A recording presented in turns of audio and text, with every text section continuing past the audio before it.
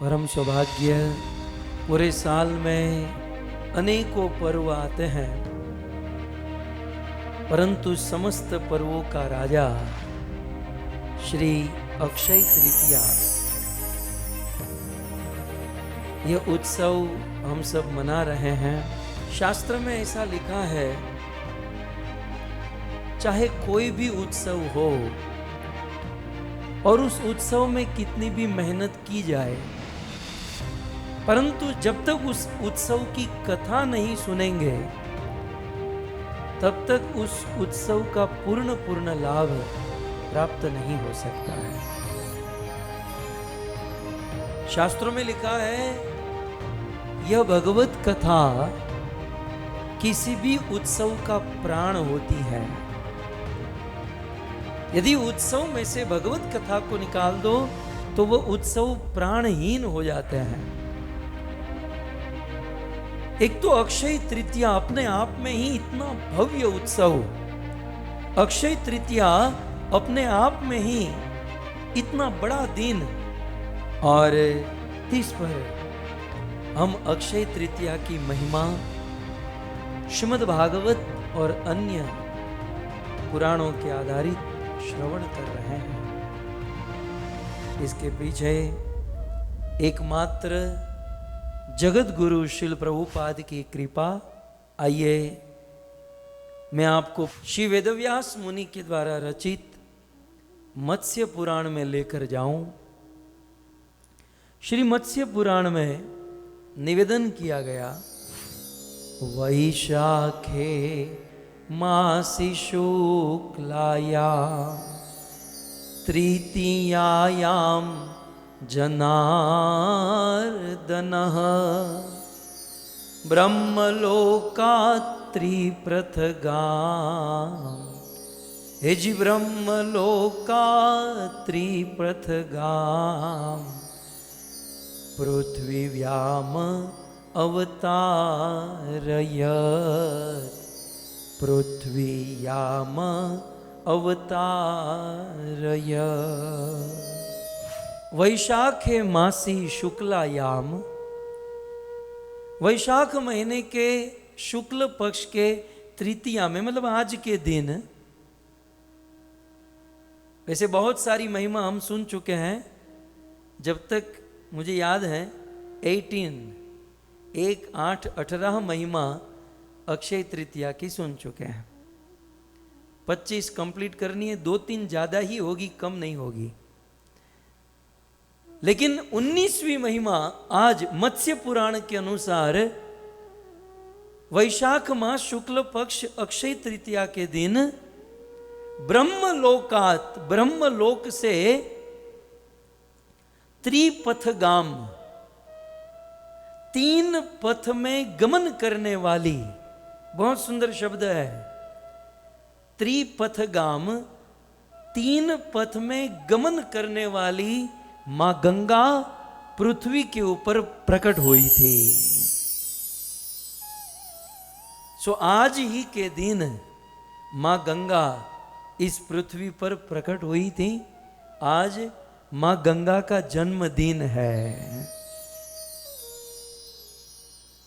आज ही के दिन भगीरथ, सूर्य वंश के प्रतापी महाराज भगीरथ मां गंगा को ब्रह्मलोक से इस पृथ्वी लोक पर उतारे थे। सो आज बहुत सुंदर दिन है, मां गंगा का प्राकट्य दिन। गंगा के विषय में अपने आप में ही मत्स्य पुराण में लिखा, गंगा कैसी? त्रिपथगाम, 3 पथ में गमन करने वाली, अर्थात गंगा ब्रह्मलोक से चली। अब ब्रह्मलोक में गंगा जल कैसे आया? ये गंगा जल कोई साधारण जल नहीं। जिस समुद्र में भगवान विष्णु विराजते हैं, यद्यपि भगवान के शरीर से पसीना नहीं होता, लेकिन भक्तों के भाव के अनुसार ऐसा माना जाता है कि भगवान के पसीने से निकला हुआ जल, या फिर जिस कारण समुद्र में भगवान विष्णु शयन करते हैं, जिस समय भगवान ने वामन अवतार धारण किया और 2 कदम में पूरे ब्रह्मांड को नापा। जब ऊपर की ओर कदम बढ़ाए, जनलोक, महरलोक, तपलोक, सिद्धलोक, स्वर्गलोक, ब्रह्मलोक से भी ऊपर भगवान का कदम चला गया और भगवान वामन के चरणों के अंगूठे से इस ब्रह्मांड का जो कवर होता है वो फट गया।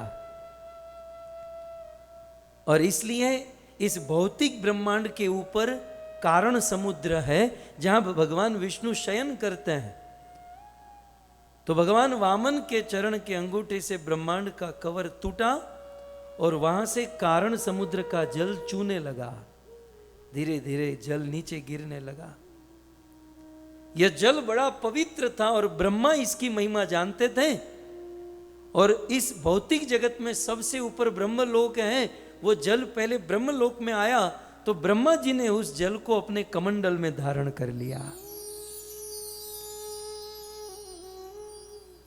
वह पवित्र ब्रह्म द्रव।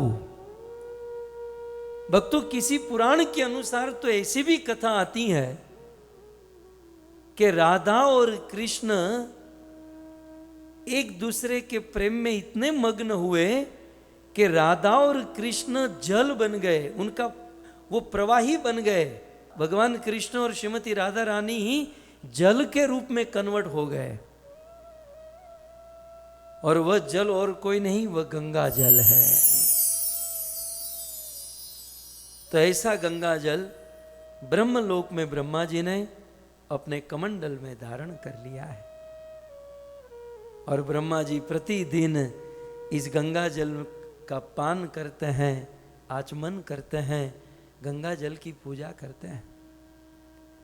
लेकिन दूसरी ओर इस धरती पर महाराज सगर के 60,000 पुत्र भगवान कपिल देव के अपराध से जिनकी मृत्यु हो गई और अधोगति नीचे की ओर चले गए,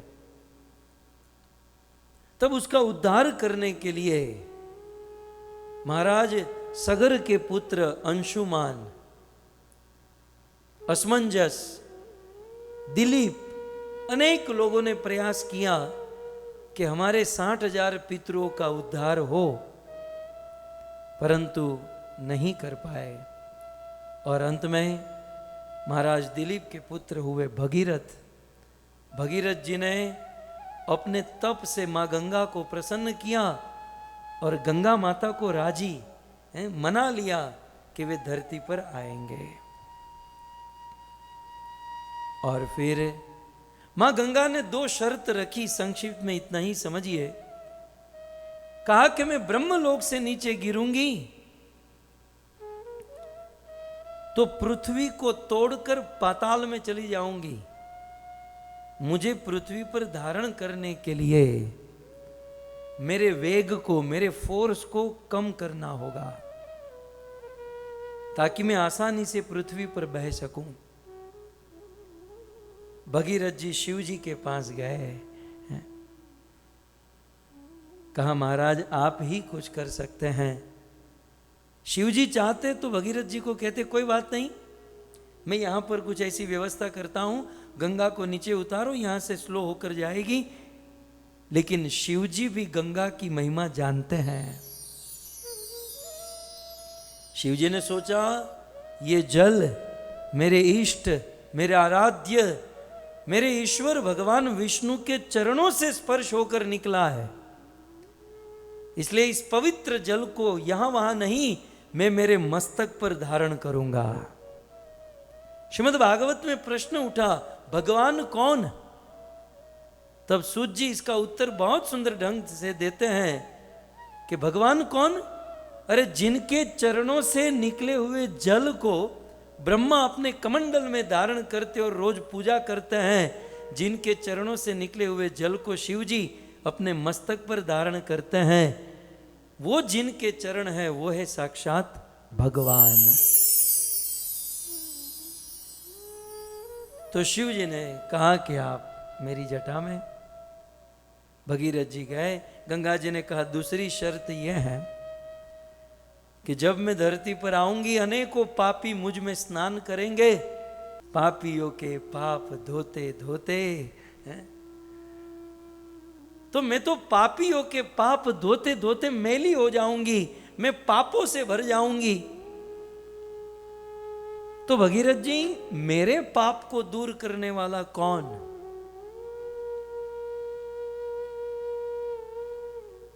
तब भगीरथ जी ने बहुत सुंदर कहा कि हे मां गंगे, आप धरती पर आओगी, आप में अनेकों पापी स्नान करेंगे, इसमें कोई डाउट नहीं है। लेकिन आपके अंदर, आप में राम और कृष्ण के बड़े बड़े शुद्ध भक्त भी स्नान करेंगे। और हे मां, जब राम और कृष्ण का लाडला प्यारा भक्त आप में स्नान करेगा ना, तो वो आपको भी पवित्र कर देगा।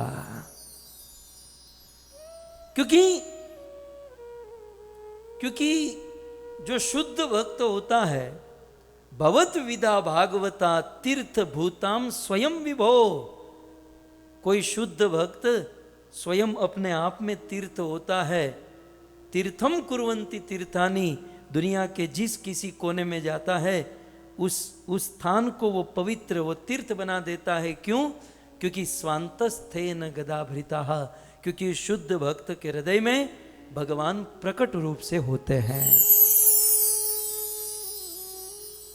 तो आप में है ना ये अमृत चर्चा वाले शुद्ध भक्त हैं? ये बहुत शुद्ध, बहुत कथा सुनेंगे अमृत चर्चा में, ऑनलाइन में हैं? और फिर ये ऑनलाइन वाले कभी कभी आएंगे, तो हे मां गंगे, वो आपको भी पवित्र कर देंगे।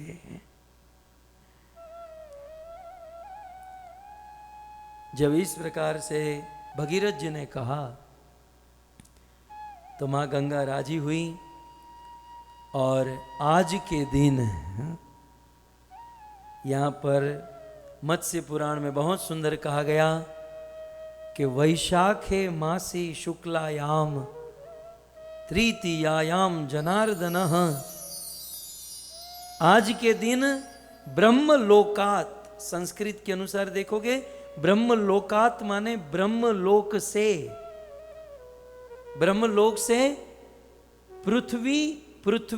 पृथ्वीयाम अवतरयत, ब्रह्मलोक से मां गंगा आज के दिन पृथ्वी लोक पर अवतरित हुई, पृथ्वी लोक पर प्रकट हुई।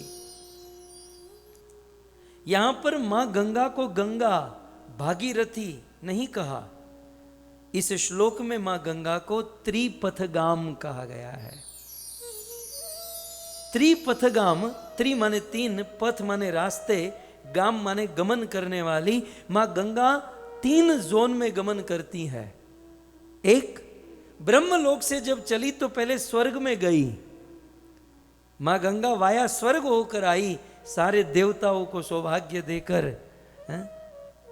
इसलिए तो आपने सुना होगा ना कि नल, कुबेर और मणिग्रीव गंगा में स्नान करके अपराध कर रहे थे, क्योंकि गंगा स्वर्ग में है। तो त्रिपथगाम शब्द पर कह रहा हूं, 3 जोन, 3 जगह पर गंगा बहती है। ब्रह्मलोक से चली, पहले स्वर्ग लोक में गई, और स्वर्ग लोक से फिर पृथ्वी लोक पर आई, और पृथ्वी लोक के बाद नीचे पाताल में, जहां पर सगर के 60,000 पुत्र गए थे, वहां पर 3 लोक में मां गंगा बहती है, इसलिए त्रिपथगाम कहते हैं। गंगा जी की बहुत बहुत बहुत महिमा है। तो जब गंगा शब्द मेरे सामने आया तो मुझे भगवान राम जी की याद आई। बहुत सुंदर, भगवान राम जब वनवास में जाते हैं और जब गंगा के तट पर पहुंचते हैं, तो गंगा तट पर पहुंचकर रामायण में कुछ इस प्रकार का जिक्र है। गंगा सकल मुदमंगल मूला, गाइए, गंगा सकल मुदमंगल मूला, सब सुख करनी हरणी सब शूला, हे जी सब सुख करनी, हरणी सब शूला। माँ जनू कीन पंथाश्रम गयाऊँ, माँ जनू कीन पंथाश्रम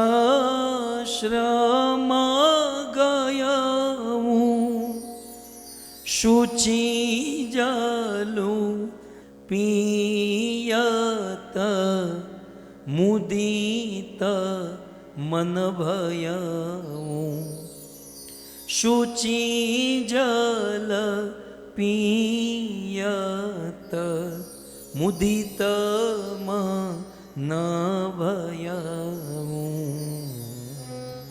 भगवान रामचंद्र माँ सीता और अनुज लक्ष्मण के साथ वनवास के दौरान चलते चलते चलते मां गंगा के तट पर पहुंचे हैं और भगवान रामचंद्र के मुख से यह पवित्र शब्द निकला, गंग सकल मुद मंगल मूला। मां गंगा कैसी है, ये सब मैं आपको क्यों सुना रहा हूं पता है? क्योंकि आज अक्षय तृतीया है और आज मां गंगा का जन्मदिन है। और जिनका जन्मदिन होता है उनका कुछ स्मरण, उनकी कुछ महिमा सुनना भक्ति में वर्धन करती है, मां गंगा कृपा प्राप्त करती है। सो गंगा सकल मुद मंगल मूला। इस दुनिया में जितना भी आनंद है और जितना भी मंगल है, आनंद और मंगल का मूल है मां गंगा। अर्थात गंगा माता की कृपा से मुद हमारे जीवन में आनंद हो सकता है।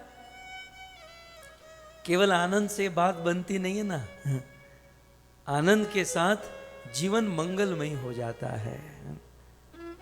मतलब इसको मैं थोड़ा सा अपनी भाषा में कहूं तो मुद और मंगल मां गंगा की कृपा से हमारी मटेरियल लाइफ, भौतिक लाइफ में भी सुख, और मंगल माने आध्यात्मिक लाइफ में हमें भगवान की शुद्ध भक्ति प्राप्त हो जाती है।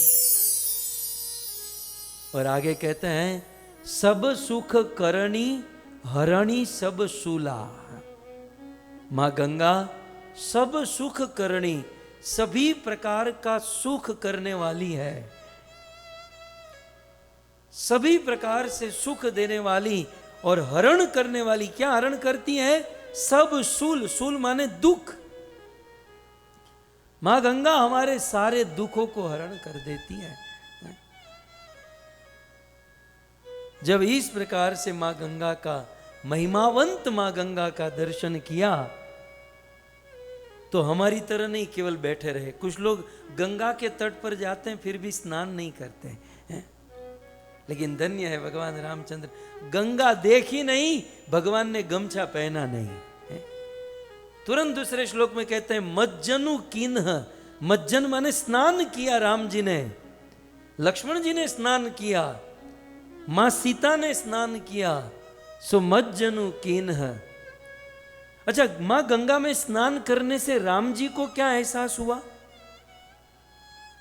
तुरंत राम जी को एहसास हुआ पंथ श्रम गय हूं। राम जी अयोध्या से निकले थे और चलते चलते चलते बहुत चले और उस चलने के कारण श्रम लगा। अब तात्विक दृष्टि से देखें तो भगवान को काहे का श्रम, लेकिन मनुष्य लीला कर रहे हैं हम सबको सिखाने के लिए। तो भगवान को बहुत श्रम था, परिवार को छोड़ने का, वहां से चलने का। हमारे जीवन में भी श्रम नहीं होता है, रात दिन जॉब करते हैं, काम करते हैं, मेहनत करते हैं, जीवन में अनेकों प्रकार की जिम्मेवारी अनेकों प्रकार के कर्तव्य कार्य का श्रम होता है, लेकिन ऐसे श्रमिक व्यक्ति यदि गंगा में स्नान करें तो जब भगवान राम का श्रम दूर हो गया तो हम कौन सी चीज है। तो राम जी ने स्नान किया और पंथ श्रम गयऊं, सारा श्रम दूर हो गया। शुचि जलु पियत, केवल स्नान ही नहीं किया, शुचि पवित्र जल का पान किया। अच्छा, अब यहां पर दो चीज है, स्नान करने से शरीर का श्रम दूर हुआ और गंगा जल का पान करने से मुदित मन भयऊं। आप अंत में देखिए कितनी सुंदर बात, गंगा जी का पान करने से मुदित मन भयऊं, भगवान श्री राम जी का मन मुदित आनंदित हो गया, माने मन में आनंद आ गया। तो गंगा जी की सुंदर महिमा यहां पर हम देख सकते हैं। स्नान करने से शरीर का श्रम दूर और पान करने से मन में आनंद। सारी फजीयत प्रॉब्लम तो मन की है। कोई कुछ कह देता है मन परेशान, और मन परेशान तो हम परेशान हैं। लेकिन गंगा जल का पान करने से मन प्रसन्न हो गया। फिर आगे रामायण में लिखा है, कही कही कोटिक कथा प्रसंगा।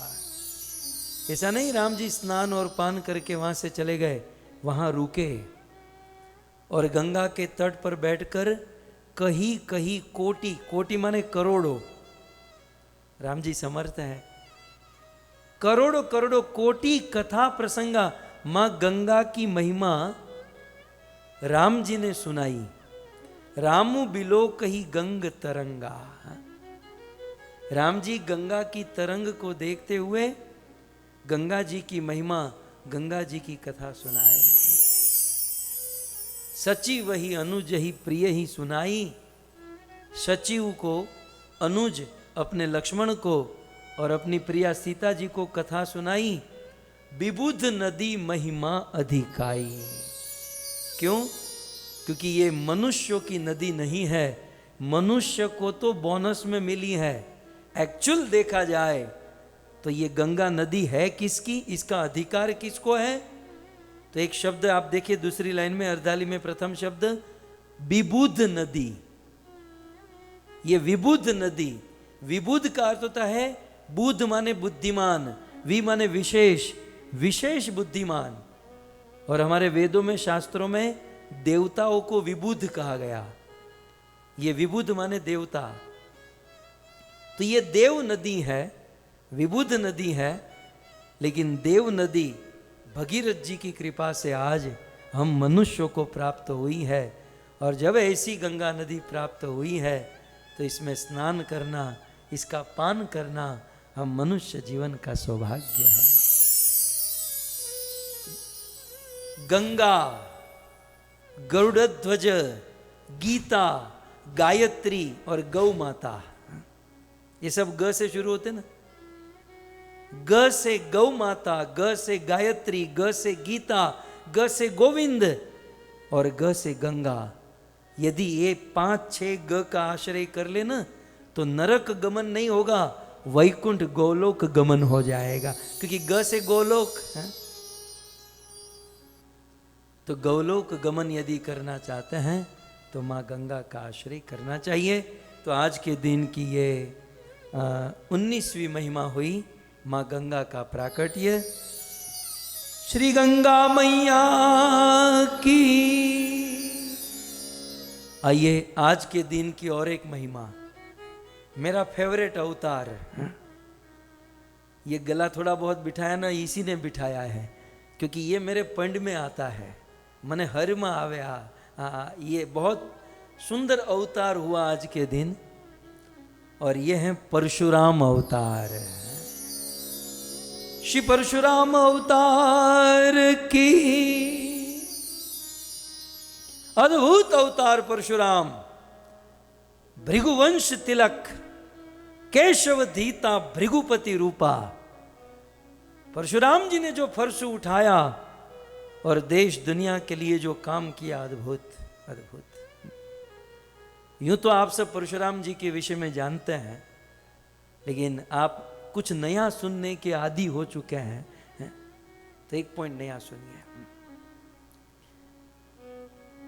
ये भगवान के जितने भी अवतार है, खास करके ज्यादा न जाए लेकिन 24 अवतार, और 24 में भी 10 अवतार, परशुराम जी की गिनती 10 अवतार में होती है। मतलब कितना इंपॉर्टेंट होगा। 24 में से 14 माइनस किए गए और फिर बचे 10, तो उसमें भी परशुराम की गिनती है। परशुराम जी जो है 10 अवतार में 7वें अवतार है, 7वें नंबर पर। इसका अर्थ यह भी नहीं होता कि परशुराम जी का अवतार 7वें नंबर पर हुआ। अब कहीं ना कहीं तो लिखना था, इसलिए 7वां नंबर दिया गया। बाकी ये अवतार तो समुद्र के लहरे की तरह होते हैं, कभी ये हुआ तो कभी ये हुआ। अन्य भगवान थोड़ी ध्यान रखे पहला नंबर मारे बीजो नंबर तारो। यहाँ जो प्रॉब्लम होती है उसको सॉल्व करने के लिए भगवान धरती पे आ जाते हैं। वो नंबर ध्यान में नहीं रखते, लेकिन फिर भी जब आचार्यों ने गिनाया तो जयदेव गोस्वामी का क्रम 10 अवतार में, दशावतार स्तोत्र में परशुराम जी का जो अवतार है वो 7वें नंबर पर है। ओके, ये नई बात नहीं थी, नई बात अभी मैं करने जा रहा हूं। तो ये 10 अवतार है, ठीक है। ये 10 अवतार में कोई ना कोई एक विशेष रस प्रकट होता है। दूसरे शब्दों में ये 10 अवतार किसी ना किसी एक रस के अधिष्ठाता है, मतलब मूल रस उनमें प्रकट हुआ है। फॉर एन एग्जाम्पल, जैसे कि 10 अवतार में पहला अवतार कौन सा है? मत्स्य अवतार। तो मत्स्य अवतार किसके अधिष्ठाता है? कौन से रस के अधिष्ठाता है? मत्स्य अवतार विभत्स्य रस के अधिष्ठाता है। कौन सा रस? विभत्स। मुझे याद आ रहा है, खैर आपको तो ये सब, जब आपको एक्टर बनना होता है ना, देखो जीवन में किसी भी फील्ड में आप जाओ, शास्त्र का सहारा लेना ही पड़ेगा। आपको बहुत अच्छा एक्टर बनना है तो इन सारे रस को समझना होगा। वीर रस, रौद्र रस, हास्य रस, विभत्स रस, और एक एक रस को समझना है और फिर उसको स्विचिंग करने को भी आना चाहिए कि विभत्स है तो तुरंत हास्य, हास्य में से करुण, करुण में से वीर, मतलब वो स्विचिंग। सबसे अच्छा एक्टर कौन माना जाएगा? जो सारे रस को जानता है, जो सारे रस अपने शरीर में प्रकट कर सकता है और फिर उसको स्विचिंग समय आने पर कर सके। खैर ये आपका विषय नहीं है, ये एक्टरों का विषय है, लेकिन किसी को एक्टिंग सीखनी है तो हमारे पास आ जाना, उनके ऊपर एक कथा करेंगे, ये रस के ऊपर एक कथा करेंगे तो ये ज्ञान हो सकता है। भागवत में क्या नहीं है? अब देखो विभत्स, जब आप एक्टिंग सीखोगे तो आपको कहेंगे चलो हास्य, हास्य रस में आ जाओ तो आपको स्माइल देनी है, हास्य रस की ज्योति। करुण रस में आ जाओ तो मुंह बिगाड़ना, रोना है। फिर विभत्स रस में आ जाओ आपको कहेंगे, तो आपको तो पता ही नहीं विभत्स क्या होता है। विभत्स माने कोई गंदी चीज देखकर आपका मुंह कैसा होता है। कोई बहुत गंदी वस्तु देख ली और उस गंदी वस्तु को देखकर जो रस, मतलब जो आपका मतलब मुंह होता है उसे विभत्स कहते हैं। तो मछली का शरीर, साधारण मछली तो अपने आप में, भारत में आप कभी लोकल ट्रेन में सफर करो तो समझ में आए कि कितनी गंध होती है और क्या।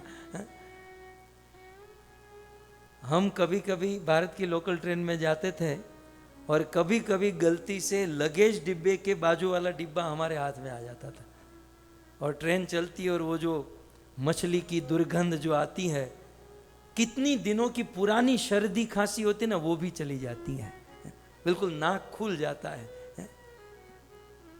खैर मैं ये कह रहा था कि 10 अवतार में पहला अवतार है मत्स्य अवतार, और मत्स्य अवतार विभत्स रस के अधिष्ठाता है। ओके, दूसरा अवतार कूर्म अवतार। कूर्म अवतार अद्भुत रस के अधिष्ठाता है। तीसरा अवतार है वराह अवतार, और वराह अवतार भयानक रस के अधिष्ठाता है। अब आपको एक्टिंग क्लास में कहेंगे चलो भयानक रस प्रकट करो तो भयानक क्या होता है? तो ये भी समझना होता है। एक ये रस है भक्तों, ये एक शास्त्र है। शास्त्र के अनेकों श्लोक और अध्याय इन रसों पर बताए गए हैं। खास करके हमारे दक्षिण भारत के जो नृत्य होते हैं, हम तो नृत्य करना भी कहाँ जानते हैं। खास करके दक्षिण भारत के जो नृत्य होते हैं, उस नृत्य में ये कला सिखाई जाती हैं, ये सारे रस। और कभी कभी दक्षिण भारत की उस प्रणाली में आप दशावतार स्तोत्र पर डांस देखोगे ना, आज देख लीजिएगा आप YouTube में, तो ये सारे रस वो आपके अपने मुख पर प्रकट करेंगे। मत्स्य अवतार में विभत्स रस प्रकट होगा, कुर्म अवतार में अद्भुत, फिर वराह अवतार में भयानक। लेकिन एक आश्चर्यमय डालने वाला रस चौथा अवतार है नरसिंह अवतार।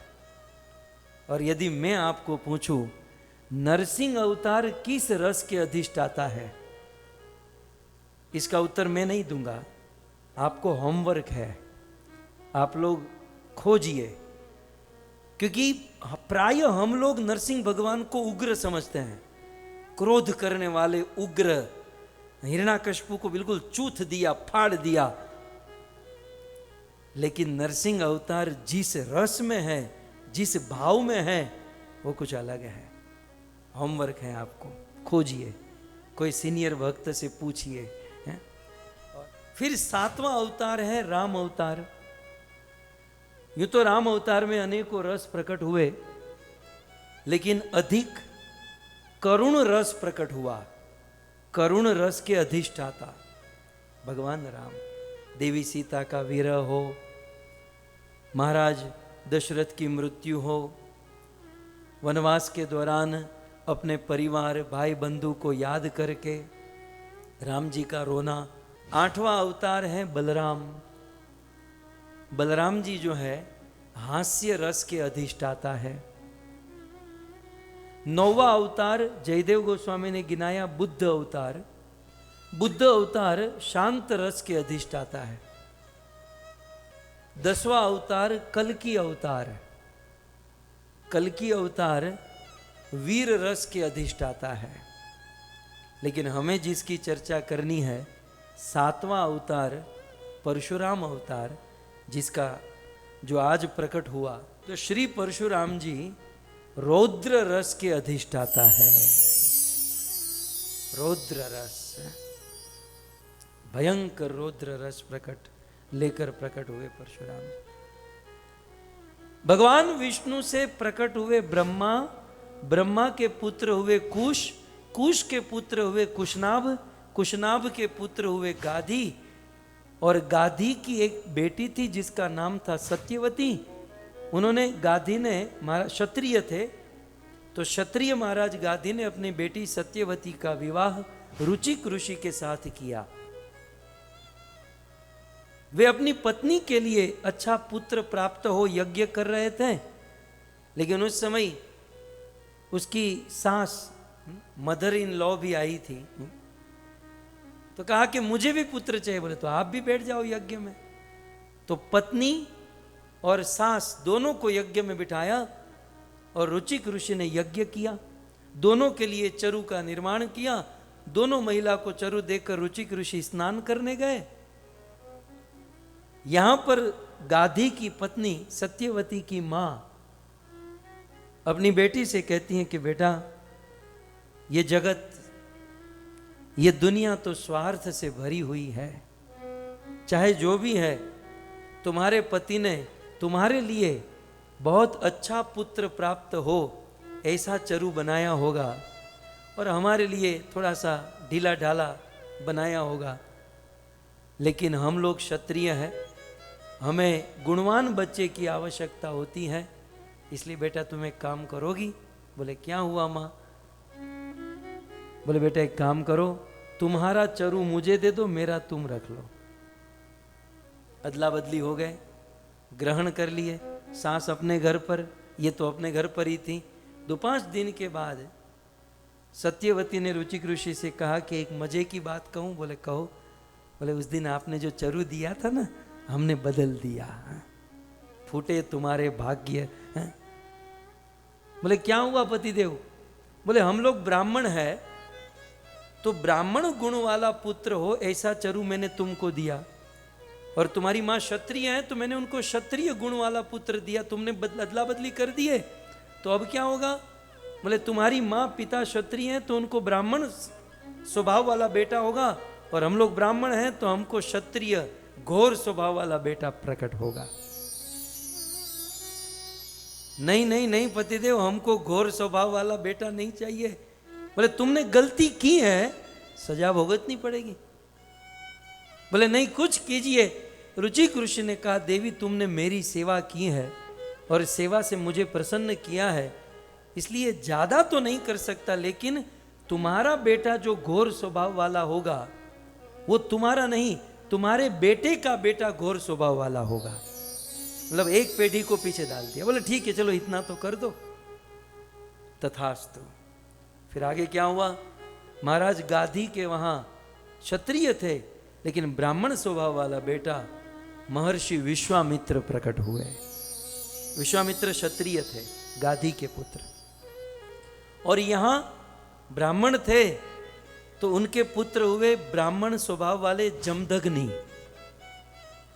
और फिर जमदग्नि के पुत्र हुए घोर स्वभाव रौद्र रस मूर्तिमान प्रकट हुआ आज के दिन परशुराम के रूप में।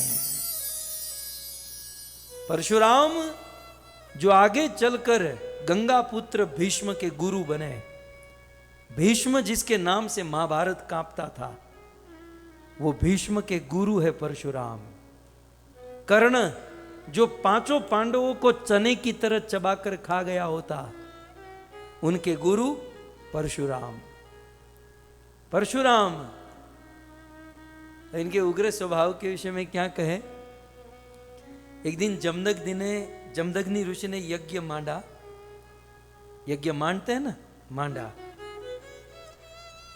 कुछ गुजराती शब्द तो रिजर्व है, आपको सुनने ही पड़ेंगे। तो जमदग्नि ऋषि ने यज्ञ आदरा और पत्नी को कहा कि जाओ, पत्नी का नाम था रेणुका, जाओ पानी भरकर लाओ। तो बेचारी जमदग्नि ऋषि की पत्नी जल भरने गई और वहां देवता गण आए थे, और देवताओं को देखने में आश्चर्यमयी हो गई। तो होता है ना, कोई नई चीज देखते हैं तो थोड़ा सा समय बीत जाता है। तो वहां समय बीत गया, पानी भरकर आने में देरी हो गई, जमदग्नि का बाटला फट गया। जमदग्नि को क्रोध आ गया। अपने जमदग्नि के 8 बेटे थे, अपने बेटों को कहा तुम्हारी मां अपराधिनी है, मेरे यज्ञ का मुहूर्त चला गया, तुम एक काम करो अपनी मां का गला काट दो। उन 8 बेटों ने कहा हम कैसे, मां को कैसे मार सकते हैं, पिताजी जो भी है हम ये नहीं कर सकते। उस समय परशुराम घर पर नहीं थे, वो लकड़ा काटने गए थे। थोड़ी देर के बाद परशुराम जी लकड़े काट कर आए, एक हाथ में बोरा लकड़े का, दूसरे हाथ में फरसू। जमदग्नि ऋषि ने कहा बेटा ये तुम्हारी मां अपराधिनी है और ये तुम्हारे 8 भाई अपराधी हैं, इन सब के गले काट दो। परशुराम ने लकड़े का बोरा रखा नीचे और हाथ में कुल्हाड़ी परसू उठाकर खच खच खच करके 8 भाई और एक माता का गला उड़ा दिया। ये अनुकरणीय नहीं है, क्योंकि परशुराम जी बड़े बुद्धिमान हैं। परशुराम जी ये जानते थे मेरे पिता समर्थ है, इसलिए मेरे समर्थ पिता की इच्छा को पूर्ण करूंगा, वो मुझे वरदान देंगे। जमदग्नि प्रसन्न हुए, कहा बेटा जो चाहिए वरदान मांग लो। तो तुरंत परशुराम जी ने कहा पिताजी जो मांगूंगा आप दोगे? बोले हाँ। तो पिताजी ये मेरे सारे भाई और मेरी मां को जीवित कर दीजिए, और साथ ही साथ इनको स्वप्न में भी पता न चले कि मैंने कभी इनका गला काटा था। अब क्या करते जमदग्नि, फिर से पुनः सबको जीवित कर दिया और फिर किसी को पता नहीं रहा। एक बहुत सुंदर श्लोक एक आचार्य ने, दक्षिण भारत के संत, एक आचार्य ने परशुराम जी के विषय में परशुराम जी की पूरी जीवन कथा को एक श्लोक में डाल दिया। तो क्योंकि पूरी कथा तो हमारे पास समय नहीं है, हमें बहुत सारी महिमा सुननी है, लेकिन एक श्लोक में आपके सामने प्रस्तुत करूं, बहुत सुंदर। परशुराम जी को यदि स्मरण करना हो ना, ये श्लोक नोट कर लीजिए, और आपके पास ये श्लोक होगा ही नहीं, क्योंकि ये बहुत दक्षिण भारत के एक महान संत के द्वारा लिखा हुआ बड़ा दुर्लभ श्लोक है वो। क्रोधाग्निम जमदग्नि पीडन भवम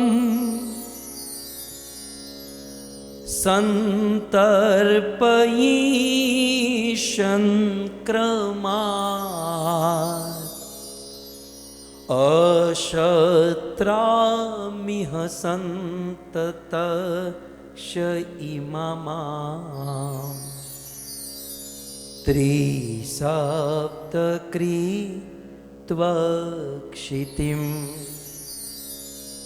दत्वा कर्माणि दक्षिणां क्वचन ताम् आस्कन्दसिन्धुं वसन्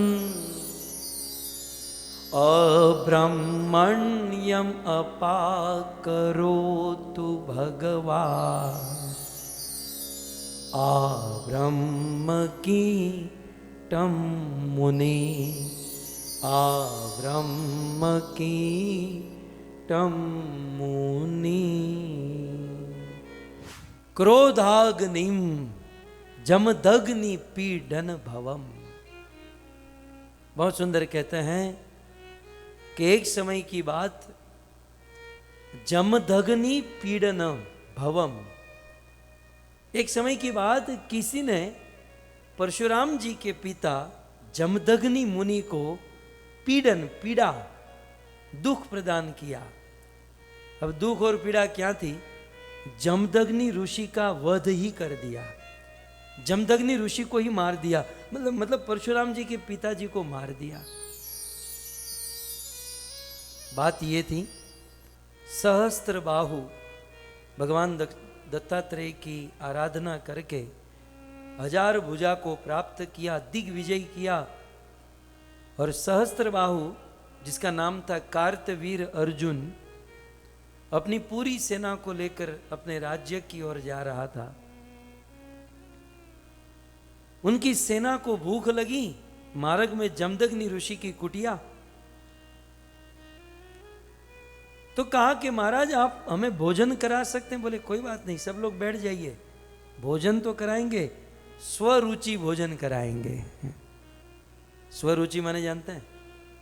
एक होता है जो बना पका है वो आपको खिला दिया, और दूसरा जितने भी लोग हैं सबको मेनू देना, और जिसको जो रुचि है, जो चाहिए, वो बना बना कर खिलाना।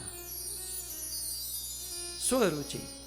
हजारों की सेना थी, सबने डिमांड की, और जिसको जो जो भोजन चाहिए था जमदग्नि ऋषि ने पेट भरकर खिलाया। सहस्त्र बाहु कार्तवीर अर्जुन परेशान, ये फक्कड़ बाबा झोंपड़ी में रहता है और फिर भी हमको स्वरुचि भोजन कराया, और हम लोग महल में रहकर भी ऐसा स्वागत, ऐसा भोजन नहीं करा सकते। पूछा कि आखिर इसका कारण क्या है? जमदग्नि ऋषि ने कहा, मेरे पास नंदिनी गाय है, कामधेनु गाय है। ये गाय माता दूध तो देती है, लेकिन साथ ही साथ जो चाहो, जैसा चाहो ऐसा अन्न भी प्रदान करती है। अब इसकी बुद्धि बिगड़ी, बोले तो ये गाय मुझे दे दो, मुझे काम में आएगी। बोले नहीं महाराज आप नहीं, नहीं मुझे दो, हम नहीं देंगे, दो नहीं देंगे। छीना झपटी हुई, और कार्तवीर अर्जुन अभिमान में आकर हाथ में तलवार लेकर जमदग्नि ऋषि को मार दिया। इसे क्या कहते जानते हैं? जिस थाली में खाया उसी में किया छेद। बिल्कुल ये कहावत इस पर फिट हो जाती है। इतना सुंदर भोजन कराया साधु ने और उस साधु को ही मार दिया। ऐसे लोगों को तो नरक में भी जगह नहीं मिलती। जिस गुरु से, जिस भक्त से हम भक्ति सीखते हैं, ज्ञान ग्रहण करते हैं, फिर उसी की निंदा, उसी के विषय में बुरा कहना, ये सब सहस्त्र बाहु की औलाद है। इनको नरक में भी जगह नहीं मिलेगी। ये तो जिस थाली में खाना वहीं पर छेद करने के बराबर है। तो अब तो क्या हुआ, वो सहस्त्र बाहु कामधेनु गाय को लेकर चला गया। परशुराम जी घर पर नहीं थे, वो लकड़े काटने गए थे। और जब आए तो दूर से देखा कि हमारी मां रेणुका रो रही है, अपनी छाती पीट रही है। जाकर पूछा, मां क्या हुआ? बोले, सहस्त्र बाहु कार्तवीर अर्जुन ने तुम्हारे पिता को मार दिया। और उसी समय परशुराम जी ने अपना फर्श उठाया और अपना फर्श उठाकर अपने फर्श से आप श्लोक देखिए, क्रोधाग्निम, क्रोध की अग्नि में फड़कने लगे। और क्रोधाग्नि जमदग्नि पीडन भवम संतर्पयिष्यन क्रमात्। सबसे पहले सहस्त्र बाहु की सहस्त्र भुजा को काटा, सहस्त्र बाहु का वध कर दिया, उनके जितने भी संतान थे उन सबको मार दिया। और उस समय क्षत्रिय का धर्म होता है देश की रक्षा करे, गौ माता की रक्षा करे, ब्राह्मणों की रक्षा करे। और जो क्षत्रिय होकर, ये क्षत्रिय आजकल नेताओं को लागू पड़ता है, जितने भी नेता है, लीडर है। परशुराम जी का विचार क्या था? परशुराम जी का विचार था कि क्षत्रिय का धर्म है देश, देश की गाय, देश के ब्राह्मण, देश के बच्चे, देश की स्त्रियों की रक्षा करे। और जो क्षत्रिय ये नहीं करते उसे जीने का कोई अधिकार नहीं है। उठाया फरसू, और उस समय धरती पर जितने भी क्षत्रिय थे अपने फरसू से सारे क्षत्रियों का मस्तक काट दिया। परशुराम नाम सुनकर क्षत्रिय कांपने लगे, सारे क्षत्रियों को विध्वंस कर दिया और वह राज्य ब्राह्मणों के हाथों में दे दिया।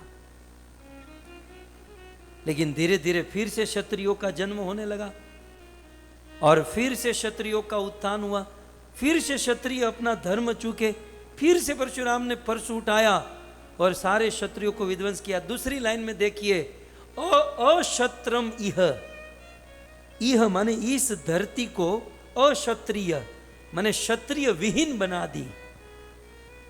इमाम, जिस धरती में हम लोग रहते हैं, इस धरती को परशुराम जी ने क्षत्रिय विहीन कर दी। कितनी बार? बोले त्रिसप्त कृत्व क्षितिम, इस पृथ्वी को त्रिसप्त, सप्त माने 7, त्रि माने 3, 7 × 3 कितना होता है? 21। 21 बार परशुराम जी ने धरती के सारे क्षत्रियों को मारा और यह पृथ्वी ब्राह्मणों को दान में दे दी। इसकी टीका में यही आचार्य बहुत सुंदर लिखते हैं कि परशुराम ने इतने सारे क्षत्रियों को मारा, कहां ले जाकर मारा?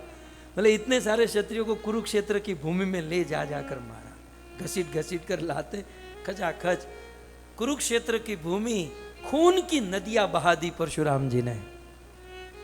इसलिए कहते हैं कि परशुराम जी ने ऐसा सत्कर्म किया था उस समय, और कुरुक्षेत्र की भूमि में ऐसा कर्म किया था, इसलिए वो भूमि आज भी पवित्र मानी जाती है, जहां पर दुष्टों का विनाश किया था। और कृष्ण ने वही भूमि चुनी पुनः दुष्टों का विनाश करने के लिए।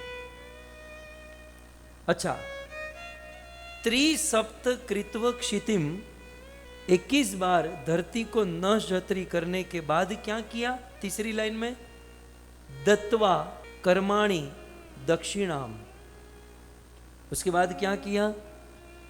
बोले ब्राह्मणों को बुलाया, और ब्राह्मणों में कश्यप ऋषि जो यज्ञ आदि करते थे, कश्यप ऋषि को बुलाया और पूरी धरती कश्यप ऋषि को दान में दे दी। दत्वा कर्माणि दक्षिणा, दक्षिणा के रूप में, क्योंकि क्षत्रियों को मारा, धरती परशुराम की, तो परशुराम जी ने धरती कश्यप ऋषि को दान में दे दी। अब धरती दान में दे दी तो चाय से ज्यादा किटली गर्म होती है। बाकी के ऋषि मुनि कहने लगे, परशुराम जी आपने तो अपनी सारी धरती कश्यप ऋषि को दान में दे दी, तो आप अब कहाँ रहोगे? आपके रहने के लिए स्थान कौन सा? बोले मैं यहीं कहीं रहूंगा। बोले ये तो आपने दान में दे दिया, पृथ्वी तो आपने दान में दे दी। अब जो जो चीज आप दान में दे चुके हैं, अब वो तो आपको यूज करना ठीक नहीं है, क्योंकि दिया हुआ दान फिर से हम ले उसे यूज करें तो कायरता है। परशुराम जी सोचे, अरे बाप रे क्या करें। परशुराम जी ने अपना फरसू जोर से फेंका समुद्र में। पृथ्वी दान में दी थी, समुद्र दान में नहीं दिया था, याद रखें। तो परशुराम जी ने अपना परशु समुद्र में, ये श्लोक में लिखा है, समुद्र में फेंका परशु, और जैसे ही परशु, परशुराम जी जितने गर्म होते थे ना, उनका परशु भी उतना गर्म होता था। तो वो परशु जैसे ही समुद्र में गया, वहां का आजू बाजू का पानी सोख लिया। वो गर्म परशु से वो पानी सूख गया, और उतनी जगह जो थी वो भूमि की तरह हो गई। मतलब पानी दूर हो गया और वहां पर्वत बन गया, और परशुराम जी ने उस पर्वत का आश्रय लिया। भूमि तो दान में दी थी, समुद्र दान में नहीं दिया था, तो समुद्र में परशु फेंका, वहां से पर्वत, और उस पर्वत पर परशुराम जी रुके। शास्त्रों के अनुसार वो पर्वत और कोई नहीं, वो महेंद्र पर्वत है। और वर्तमान में यदि देखा जाए तो वह स्थान जो परशुराम जी का स्थान, उसे परशुराम देशम, ये दिव्य देशम जो है ना साउथ में, उस दिव्य देशम में एक परशुराम देशम है जो केरला में पड़ता है। वो स्थान आज भी है जो परशुराम जी का स्थान है। और अंत में ऐसे परशुराम जी को प्रार्थना करते हुए कहते हैं कि अब्रह्मणीयम अपा करो तू भगवान। हे भगवान, प्रभु आपने ब्रह्मा से लेकर चींटी तक सबके दुखों को दूर किया, इतना बड़ा उद्यम किया प्रभु आपने। ब्रह्मा कीटम मुनि, ब्रह्मा से लेकर कीट तक आपने सबके अच्छे भले के लिए सोचा। मैं आपको प्रार्थना करता हूँ कि मुझको आशीर्वाद दीजिए कि मैं भी आपकी भक्ति कर सकूं, इस मानव जीवन को धन्य कर सकूं। ऐसे परशुराम भगवान आज इस धरती पर प्रकट हुए। भक्तों, आज जिस प्रकार से देश और दुनिया की स्थिति है, किसी परशुराम की आवश्यकता है। जयदेव गोस्वामी ने परशुराम जी को कुछ इस प्रकार से गाया। क्षत्रिय रुधि रमये जगद पग पापम स्नपयसि पयसि शमित भवतापम केशवधृता भृगुपति रूपा जय जगदीश हरे। क्षत्रिय रुधिर रमये, क्षत्रिय रुधिर रमये, क्षत्रियों के खून से खेले। परशुराम की खून की होली थी। क्षत्रिय रुधिर रमये, क्षत्रियों का विनाश करके जगत गत पापम, उन्होंने जगत के पापों को दूर किया। क्षत्रियों को दूर नहीं किया, दुनिया के पाप को दूर किया। तो क्षत्रिय रुधिरमये जगदप गत पापम, जगत के पाप को दूर किया। और स्नपयसि पयसि शमित भव तापम, और ये सारा विनाश कुरुक्षेत्र की भूमि पर किया। उस कुरुक्षेत्र भूमि का कोई वास करता है, कुरुक्षेत्र भूमि का जल पान करता है, तो संसार का सारा संताप दूर कर देता है। ऐसे केशव जो भृगुपति रूप धारण किए हैं, ऐसे परशुराम जी की जय हो, श्री परशुराम जी की जय हो। तो आज अक्षय तृतीया के इस पर्व में श्री परशुराम जी का पावन प्राकट्य दिन हुआ। आइए और एक महिमा आज के दिन हम सुने। बहुत सारी महिमा है। आइए और एक महिमा सुनते हैं। 20 महिमा हुई ना, 21वीं महिमा यह है, आज ही के दिन लक्ष्मी जी ने कुबेर जी को असीम संपत्ति प्रदान की थी। बहुत सारी मात्रा में श्री कुबेर आज धन के धनाढ्य देवता हुए थे। बात कुछ इस प्रकार, भगवान विष्णु से हुए ब्रह्मा, और ब्रह्मा के कान से मैं कुबेर जी का परिचय दे रहा हूं आपको, क्योंकि आज कुबेर को संपत्ति मिली थी। तो ब्रह्मा के कान से पुलत्स्य ऋषि का जन्म हुआ। आप जानते हैं ना, ब्रह्मा की गोद से नारद, हाथ से पांव से अनेकों लोगों को जन्म दिया। तो ब्रह्मा जी के कान से पुलत्स्य हुए, और पुलत्स्य ऋषि के एक साधु पुत्र, मतलब डिवोटी भक्त संत, पुलत्स्य ऋषि के पुत्र हुए विश्रवा। और विश्रवा की 2 पत्नी, विश्रवा की एक पत्नी जो असुर कन्या थी जिसका नाम हुआ कैकसी। परंपरा याद रखिए, विष्णु से ब्रह्मा, ब्रह्मा से पुलत्स्य, पुलत्स्य से विश्रवा, विश्रवा की एक पत्नी कैकसी, और कैकसी से रावण जन्म लिया। अब देखो कितने ऊंचे कुल में रावण का जन्म हुआ। तो विश्रवा की ही पत्नी थी कैकसी, जिससे रावण, कुंभकर्ण, विभीषण और शूर्पणखा, ये 4 संतान हुए थे। और वही विश्रवा ऋषि की दूसरी पत्नी, जिसका नाम था इलविद, और उस इलविद नाम की पत्नी से ये कुबेर जी का प्राकट्य हुआ। कुबेर जी ने देवादिदेव महादेव की उपासना की। महादेव को बहुत लंबी लंबी कथाएं हैं, और उनकी एक सुंदर दृष्टि पार्वती के ऊपर गई तो एक दृष्टि जल गई, फिर से तपस्या की, और बहुत सुंदर कुबेर को 9 प्रकार की निधि प्राप्त हो गई। 9 निधि। एक बार हमारे हाथरस निवासी रेशु माता ने पूछा था कि ये 9 निधि क्या होती है। मैंने कहा था कल बताऊंगा, फिर वो कल आया ही नहीं। तो लगे हाथ आया है तो मैं आपको बता दूं कि वो 9 निधि जो कुबेर को प्राप्त हुई थी, और आपकी जानकारी के लिए ये 9 निधि हनुमान जी के पास है।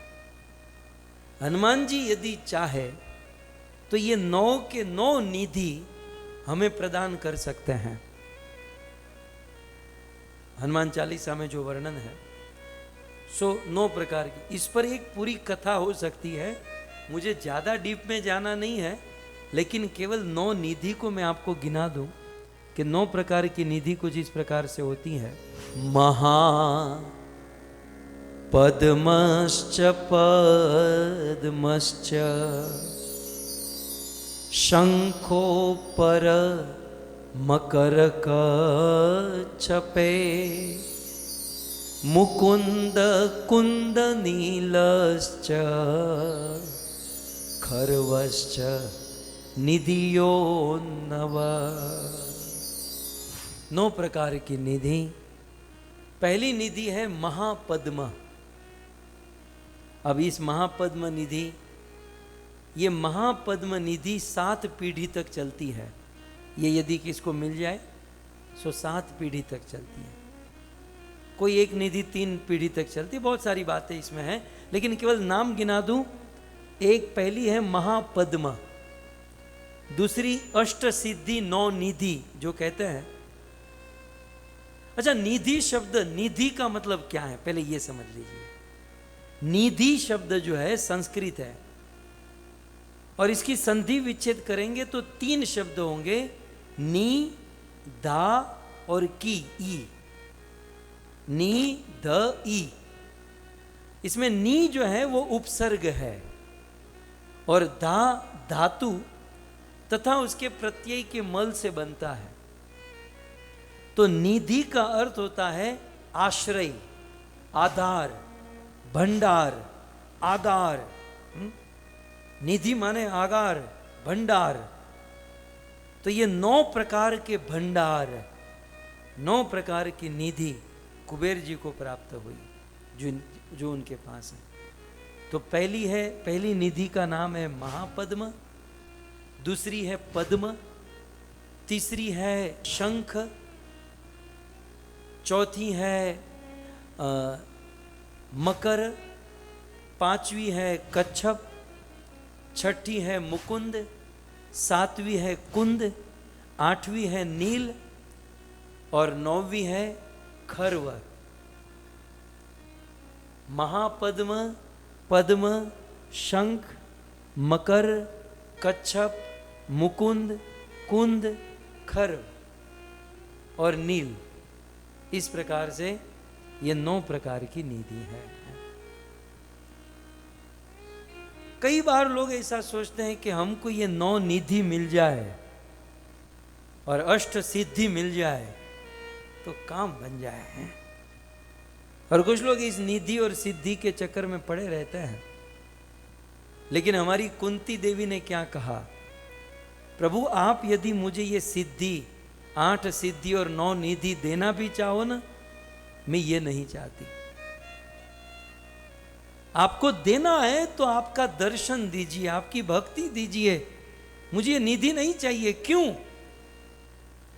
क्योंकि जन्म ऐश्वर्य श्रुति श्री भी एदमान मदह पुमान नैवा हत्यम विधातुम वे त्वाम अकिंचन गोचरा। क्योंकि ये अष्ट सिद्धि 9 निधि जो है ना, अभिमान प्रकट कराए बिना रह नहीं सकती, भक्ति में बहुत बड़ा खतरा बन जाती है। और इसका ज्वलंत प्रमाण कौन? कुबेर। ये कुबेर को ही ले लीजिए, ज्यादा आगे नहीं जाना। एक्चुअली इसका नाम क्या है पता है? कुबेर, कुबेर। और फिर अपभ्रंश भाषा में कुबेर का कुबेर हो गया। शायद आप गूगल करोगे तो भी पता चलेगा, वहां कुबेर लिखा होगा।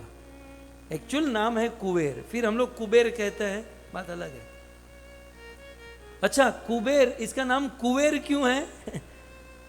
कु माने बुरा, कुत्सित, गंदा, और वैर माने आप तो जानते ही हैं, किसी से वैर करना।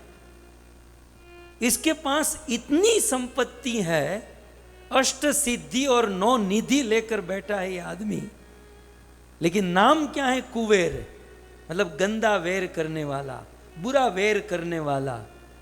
ये बात है भक्तों। जिनके पास धन होता है, धनी लोगों को सहज एक दूसरे से वैर होता है। आप गिन लीजिए, धनियों के जितने दुश्मन होंगे उतने गरीबों के नहीं होंगे। गरीबों को कौन पूछता है? गरीबों का कौन दुश्मन? धनी लोगों के जितने दुश्मन होंगे, गरीबों के नहीं। अब कुबेर कितना धनी, इसलिए इसका नाम ही क्या हुआ? कुबेर, गंदा वैर करने वाला, बुरा वैर करने वाला, जो सबसे सहज वैर करता है। इसलिए भक्तों, कर्म के अनुसार स्वाभाविकी, यदि हमें धन संपत्ति समृद्धि मिले ठीक है, और खूब साधु संत की सेवा में लगाए, भगवत सेवा में लगाए, लेकिन हमें वास्तव में यदि भगवान से मांगना है तो भगवान की भक्ति मांगनी चाहिए।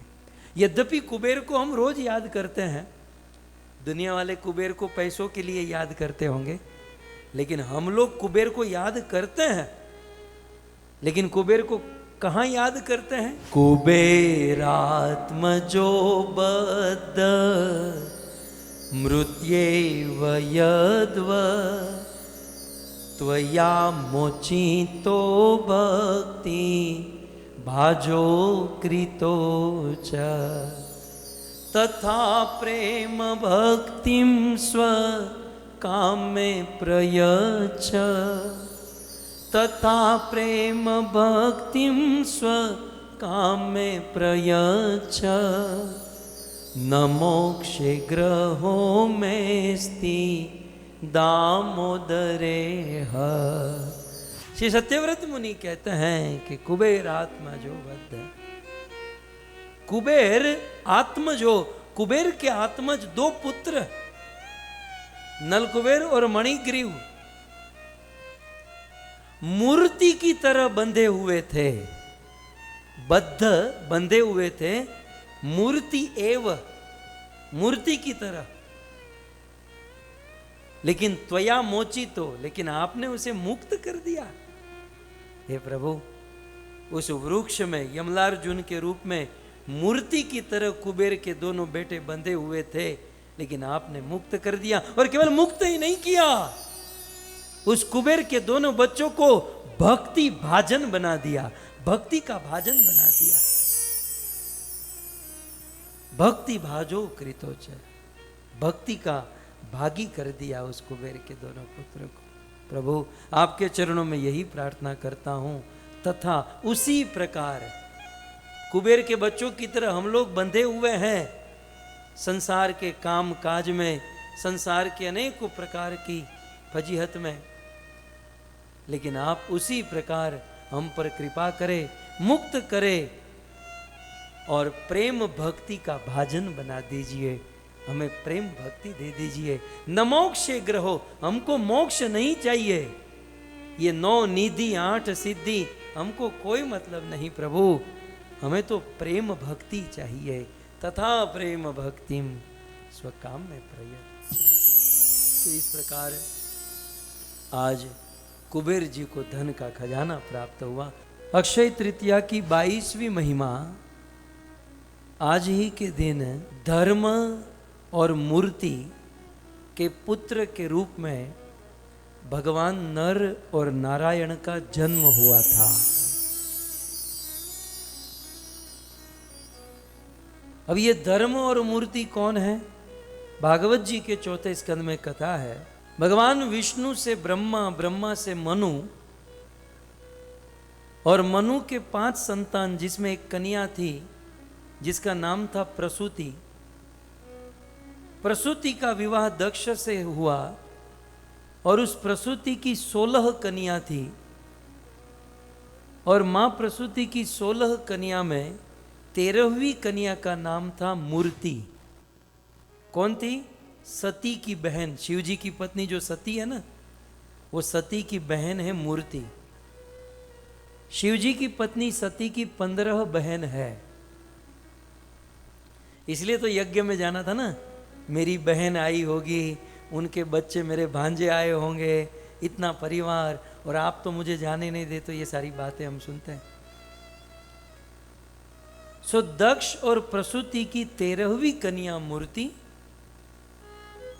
और उनका विवाह धर्म के साथ हुआ, जिससे 2 संतान हुए, नर और नारायण। भगवान ने यह अवतार विशेष उद्देश्य से लिया। कारण एक, सहस्त्र कवच असुर शिवजी को प्रसन्न करके सहस्त्र कवच प्राप्त किया, और उत्तराखंड में साधु संत ऋषि मुनियों को परेशान कर रहा था। ऋषि मुनियों की प्रार्थना से भगवान नारायण और नर प्रकट हुए, सहस्त्र कवच असुर को वध किए, और साथ ही साथ इनका उद्देश्य,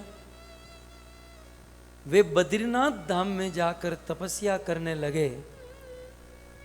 दुनिया में होने वाले पापों के भार को दूर करने के लिए भगवान नर और नारायण आज भी तपस्या कर रहे हैं।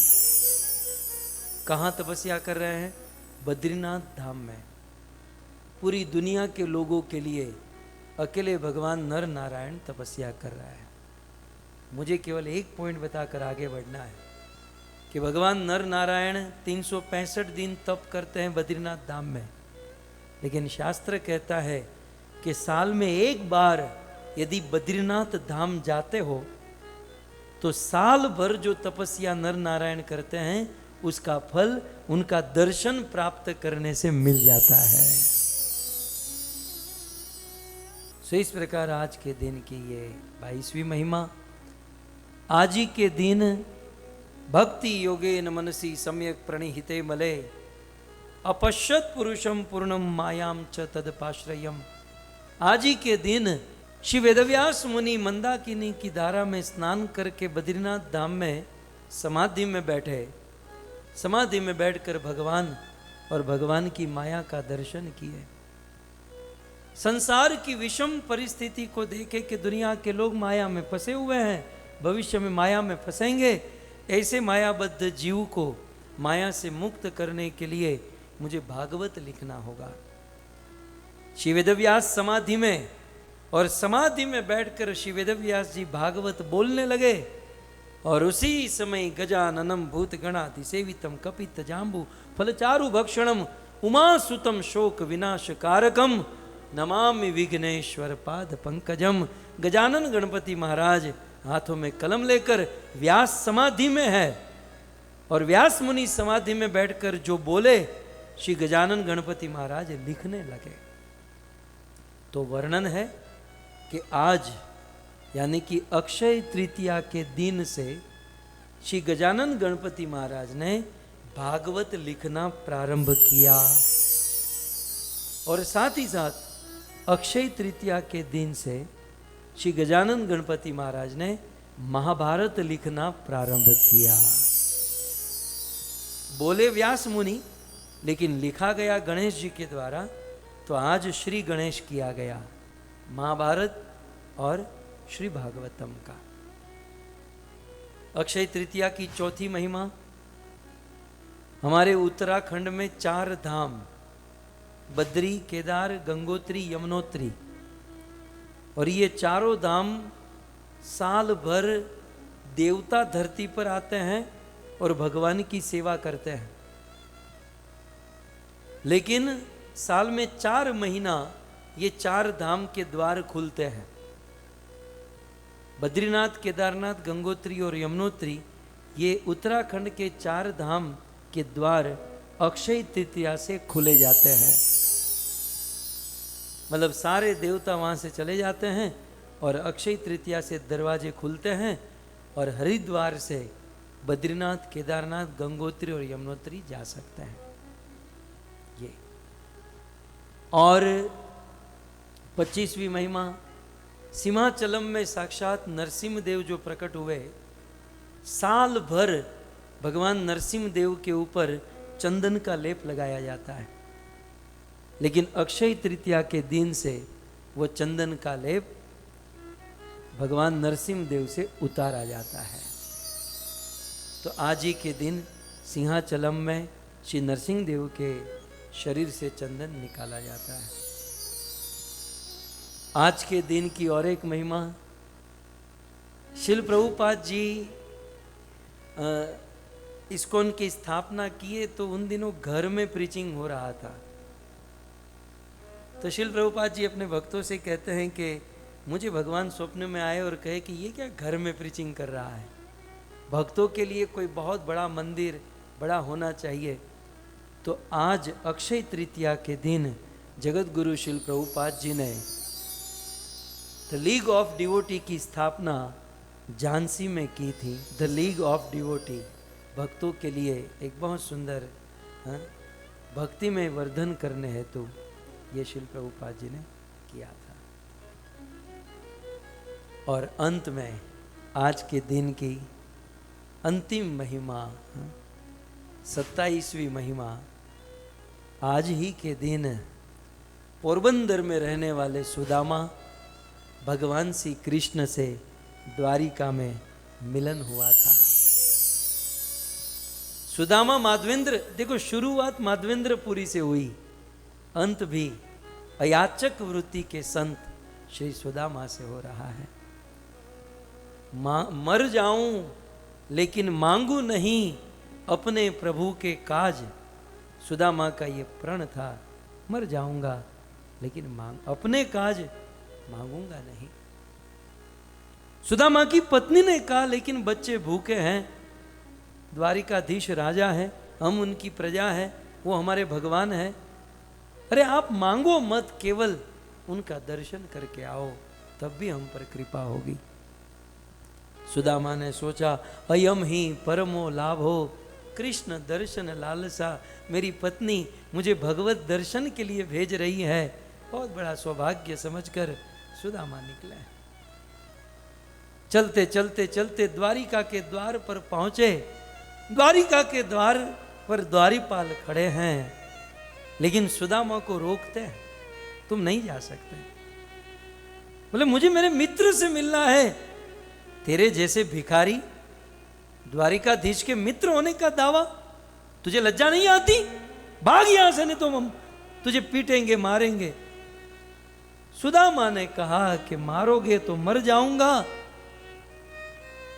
और एक ना एक दिन तो द्वारिकाधीश यहां से निकलेंगे, मुझ पर देखकर कहेंगे कि ये कौन है, तो कह देना कि आपको मिलने के लिए आपका मित्र सुदामा आया था। मुझे विश्वास है कि मेरा मित्र 2 आंसू गिराएगा। एक द्वारपाल को दया आई, कृष्ण के पास गए, बोले कृष्ण को कहने में क्या प्रॉब्लम। वो द्वारीपाल कृष्ण के पास पहुंचा। कृष्ण सोने के सिंहासन पर बैठे हैं, रुक्मणी, सत्यभामा, कालिंदी, जामवती सब सेवा में लगी हैं। द्वारपाल ने कहा प्रभु आपको मिलने के लिए कोई आया। कौन? शीश पगान जगातन पे, कहां से आए बसे के ही गामा। पहले के जमाने में लोगों की पहचान पगड़ी से होती थी, जूते से होती थी, उनकी धोती कुर्ते से होती थी, लेकिन न शीश पर पगा, शीश पर कोई पाग पगड़ी नहीं है, न पांव में चप्पल है। शीश पगान जगातन पे, और धोती फटी हुई है। कौन से रंग की धोती समझ में नहीं आता। और कहां से आए बसे के ही गामा, धोती फटी सी लटी दुपटी, और उपाय उपा न की नहीं सामा।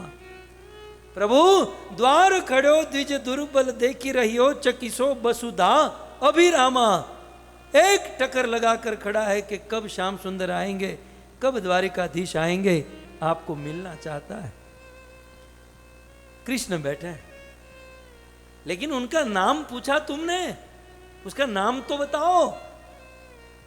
तब वो द्वारपाल कहता है द्वार खड़ो द्विज दुर्बल देखी रहियो, चकिसो बसुधा अभिरामा। पूछत दीन दयाल को धाम। जब मैंने उसे पूछा कि आपका नाम क्या है, पूछत दीन दयाल को धाम, बतावत आपनो नाम सुदामा। सुदामा, मेरा सुदामा। सुनते ही कृष्ण कूद गए, कृष्ण दौड़ने लगे। सुनते ही दौड़े चले आए मोहन, सुनकर ही दौड़े चले आए मोहन। लगाया गले से सुदामा को मोहन, लगाया गले से सुदामा को मोहन। हुआ रुक्मणी को बहुत ही अचंभा, ये मेहमान कैसा अजीबा गया। मेरा सुदामा, मेरा सुदामा कह के कृष्ण तेज गति से दौड़े। आज तक द्वारिकाधीश तेज चला नहीं है, लेकिन आज पूरी द्वारिका सोच में रह गई कि आज कौन आया है। और दूर से सुदामा को देखा, सुदामा कहकर कृष्ण सुदामा को गले मिले। और सुदामा की अब दशा तो देखते ही बनती थी। कृष्ण के हृदय में बड़ा कष्ट। मित्र, भाई तेरी ये हालत, तेरी ये स्थिति, अरे मुझे एक बार तो याद किया होता, मुझे एक बार तो तूने बताया होता। सुदामा कहते हैं प्रभु मैंने आपको नहीं बताया, क्या आप नहीं जानते थे हमारी क्या स्थिति है? सुदामा को अपने हाथों में उठाया है। आज पूरी द्वारिका देख रही है हम कृष्ण की कितनी सेवा किए, क्या क्या किए, लेकिन जो सौभाग्य आज सुदामा को मिल रहा है किसी को नहीं मिला। अपने हाथों में उठाकर मेरा मित्र आया है, रुक्मणी, रुक्मणी मेरा मित्र आया है, मैं अपने हाथों से इनके चरण धोऊंगा। कृष्ण ने सुदामा को सोने के सिंहासन पर बिठाया, सुदामा के चरणों में बैठे। 16,108 पत्नियों को कहा जाओ पानी लेकर आओ, मैं चरण धोऊंगा। कृष्ण की दृष्टि सुदामा के चरणों पर, सुदामा के चरण कृष्ण के हाथों में, लेकिन सुदामा के चरणों में अनेकों कंकर पत्थर कांटे लगे हुए। ऐसे बिहाल बिवाइन सो पग कंटक जाल पुने लगी जोये। कृष्ण ने बिवाई, वो कांटे, वो सब कुछ एक एक करके निकाले, लेकिन कितने निकाले?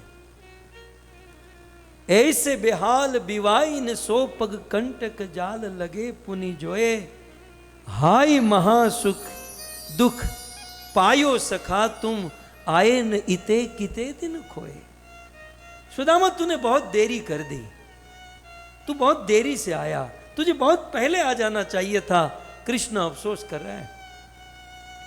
और फिर तो देखी सुदामा की दीन दशा, करुणा करके करुणा निधि रोए।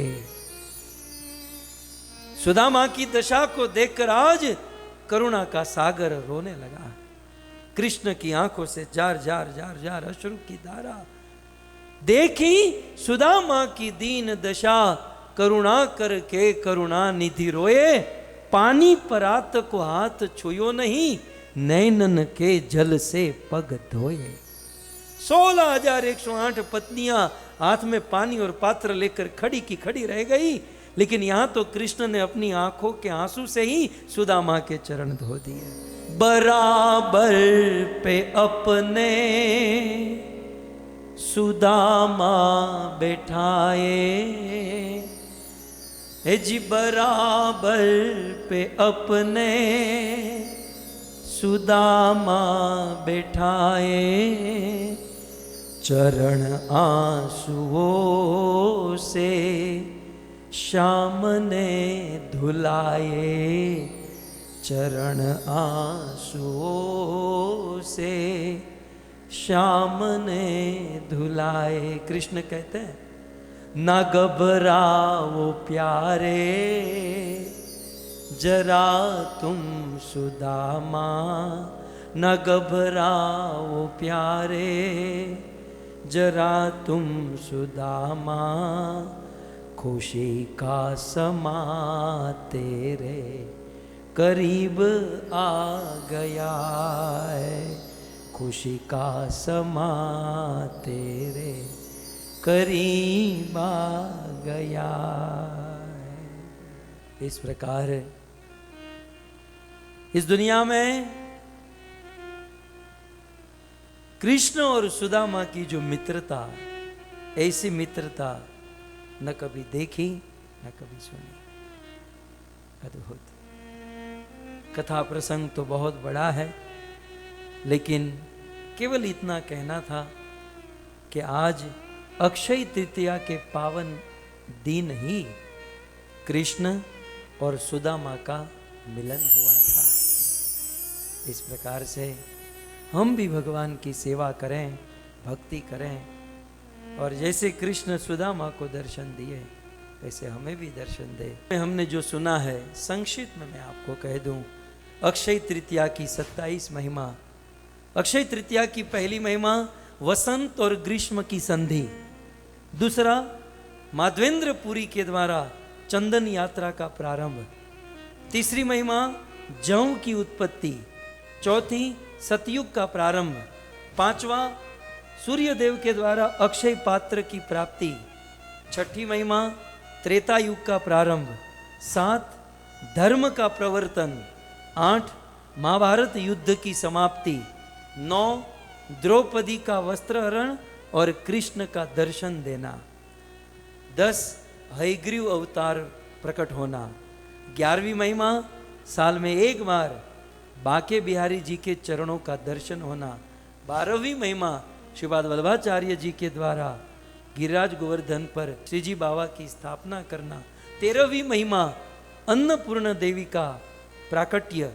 14वीं महिमा ब्रह्मा जी के पुत्र अक्षय कुमार की प्राप्ति। 15वीं महिमा कुबेर को आज धन का खजाना प्राप्त हुआ।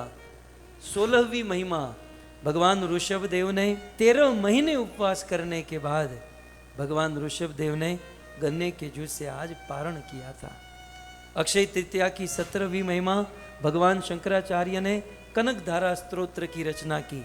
18वीं महिमा जगन्नाथपुरी में जगन्नाथ रथ यात्रा के रथ का निर्माण बनने का प्रारंभ अक्षय तृतीया से। 19वीं महिमा गंगा अवतरण। 20वीं महिमा परशुराम अवतार। 21वीं महिमा लक्ष्मी जी ने कुबेर जी को असीम धन संपत्ति प्रदान की। 22वीं महिमा नर नारायण का जन्म। 23वीं महिमा गणेश जी ने महाभारत और भागवत लिखना प्रारंभ किया। 24वीं महिमा बद्रीनाथ केदारनाथ यमुनोत्री गंगोत्री 4 धाम के द्वार दर्शन खुलना। 25वीं महिमा सिंहाचलम में नरसिंह देव से चंदन उतारना। 26वीं महिमा प्रभुपाद जी के द्वारा लीग ऑफ डिवोटी की स्थापना। और 27वीं महिमा सुदामा और कृष्ण का मिलन होना। हरे कृष्णा।